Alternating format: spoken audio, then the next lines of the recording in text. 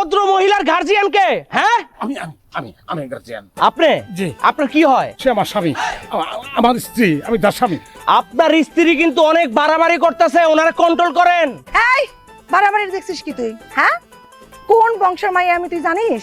হ্যাঁ, আমার ক্ষমতা সম্পর্কে কোনো ধারণা আছে তোর? এই আমার ধরে টানাটানি করো কেন? হ্যাঁ, ধন্য বেটা মানুষ তোমার বউরে অভদ্র কইতেছে, তারই কিছু না বইলা তুমি আমার ধরে টানাটানি করতেছো। গিয়া কষে বেটার গেলে থাপ্পড় লাগাই দাও। সরি, মানে হয়েছে কি, ওরা তো বরযাত্রী, তো ওরা তো একটু আনন্দ ফুর্তি করবোই।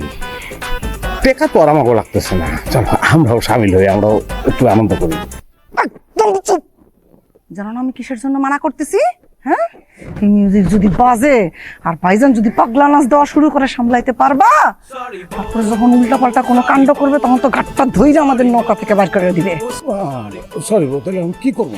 চুপ করে বসে থাকো, কিচ্ছু তো করতে পারো না, খালি বউ সরি কও সারা। সরি বউ। ভাইজান গান বাজাও। এই বেড়া তো বহুত অভদ্র। ভাইজান সরো।